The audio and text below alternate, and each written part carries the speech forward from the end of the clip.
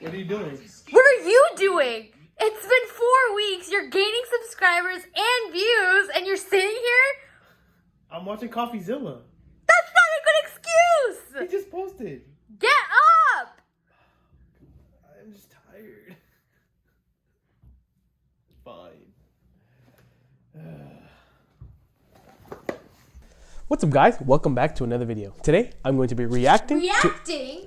You come back after 1 month and you're taking the easy route? Fine.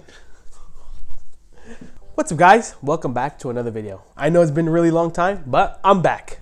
So, I hope you guys enjoyed the skit in the beginning. It was quick and kind of last minute, so I hope you enjoyed it. Before we start, I just want to thank all the new subscribers that subscribed, left a comment, and engaged with the video. It helps out a lot, as you guys know, for the YouTube algorithm. So keep smashing the like button, keep commenting, and for the new ones, keep subscribing, and thank you for subscribing. As you know, the iPhone 13 is right around the corner. And the question is, how is the iPhone 10 holding up in 2021? Let's find out. The iPhone 10, which was introduced with using Steve Jobs' famous words, "We have one more thing." He said it. The iPhone 10 came out on November 3rd of 2017. It was released with Apple's A11 chip with 3 gigs of RAM. With the iPhone X, you had 2 storage options, 64 gigabytes and 256 gigabytes. The iPhone display came in around at 5.8 inches. The resolution of the iPhone was 2436 by 1125, which equated to 458 pixels per inch. The iPhone 10 was the first iPhone that had OLED technology. The iPhone had HDR display, Dolby Vision, HDR10, with the beloved 3D Touch, which is not available for the newer models, and True Tone display. The iPhone rear camera came with 12 megapixel dual cameras, which allowed it to shoot 4K, also 1080p, and the front camera came with 7 megapixel camera, and you were able to shoot at 1080p, and it was the first iPhone that let you shoot portrait mode selfies. If you watched my prior videos, you know we cover just a couple different topics, such as the wear and tear, the battery life, the camera, and the performance. So let's just jump into the video with the wear and tear. Now, after 4 years, how has the phone been holding up? Well, I put a $10 case from Amazon in it, which I love and is doing a perfect job of covering the phone and protecting it. I dropped it so many times and did not dent the phone once. I mean, I didn't look like, as I'm gonna look right now, but to my eye, to my knowledge, it looks perfectly fine. And for the screen protector, I don't remember the brand exactly. I think Zag is called, but it's $40. It's a lifetime warranty on it. If you break it, they'll send you a replacement one for free. I think you have to pay the shipping, but I haven't used it once. I just have a simple crack, but it doesn't warrant me to go and get a new replacement for it. So the wear and tear, how does it look?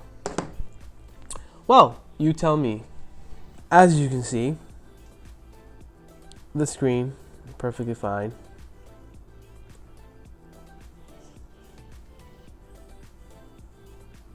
No cracks. The camera's perfectly fine. There's barely any scratches. I mean, that's why I always get the black phone, because you can't see scratches as bad as the other colors. But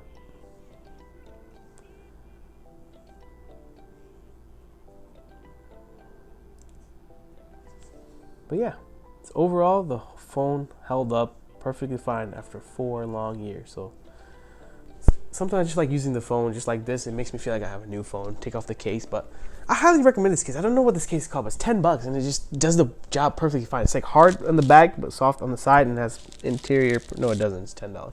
It doesn't. But still, I dropped it so many times and it held up perfectly fine. So yeah, look it up. I don't know what's it called. I'm not gonna link it down below. I'm just too lazy for that. Moving on to battery life. Well, it's decent. What do you expect from a 4-year-old device? Almost 4, turning next month. But if you do light to medium, like very medium tasks, like texting and just social media, and that's pretty much it, maybe email, then it'll give you a good 5, maybe 7 hours, depending on how long you use it for. But if you do anything graphically intense, gaming, it will kill the battery. If you watch videos for hours on end, it will kill the battery.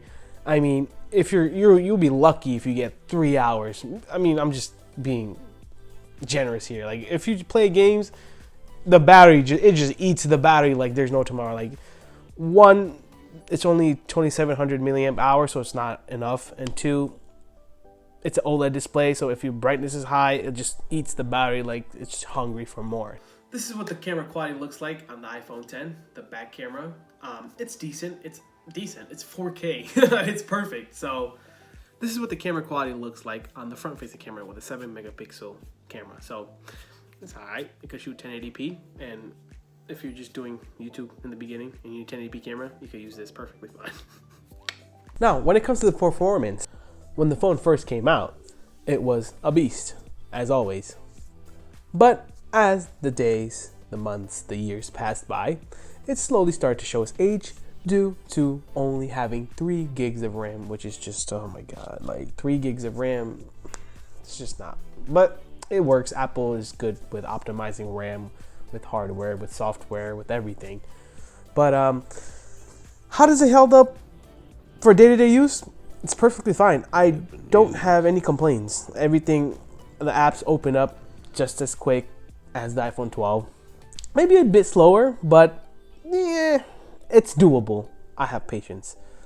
When it comes to gaming though, it does stutter just a little bit. Sometimes it drops frames.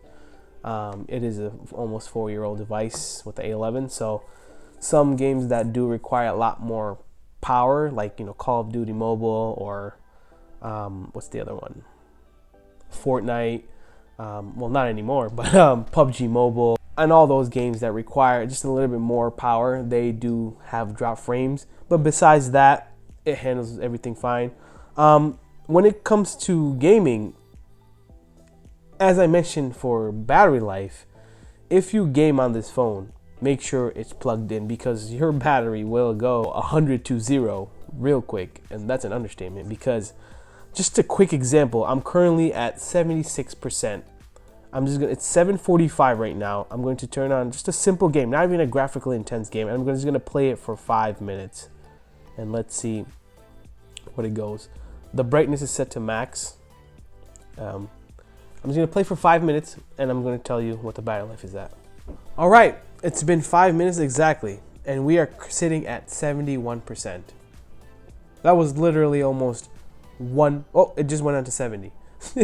And now we went on 6% in less than 5 minutes, or just 5 minutes. So, and then the crazy part is I didn't even play a graphical intense game. It's literally a game called Z Escape, where the point is to just shoot zombies while people escape and try to get them to safety. That's all. And it died that quickly. So if you plan on doing any type of gaming on this, make sure you plug it in. But as I mentioned before, day-to-day use is perfectly fine. There's no hiccups unless you're gaming. Opening apps is quick. Taking photos is quick. Videos, everything works perfectly fine. So performance-wise, it's decent. So after 4 years, what are my final thoughts? This is a wonderful phone. I love it. I don't have any issues with it. I think it's gonna get software updates for another 2 more years, maybe more, but I don't think so. The only issue is the RAM that it has. But if the iPhone 6s is still getting it, so I still have hope for this. It's a perfect overall phone for day-to-day use, light gaming, even heavy gaming. If you just plug it in, you just might have some issues with drop frames and just it lagging. But besides that, overall, it's a perfect phone. Do I recommend it in 2021? Yes. Hear me out. If this is for your kid, or if you're coming from an old design like a 6S or a 6 or 5S, even a 5, and you want to get the modern design, but you don't want to shell out too much money for it, then yes, because you get a good camera, you get good battery life if you refresh the battery, and it's good performance if you're not a big gamer. So if you're on a tight budget and you want the modern design, then yes, go for it. I hope you enjoyed this video.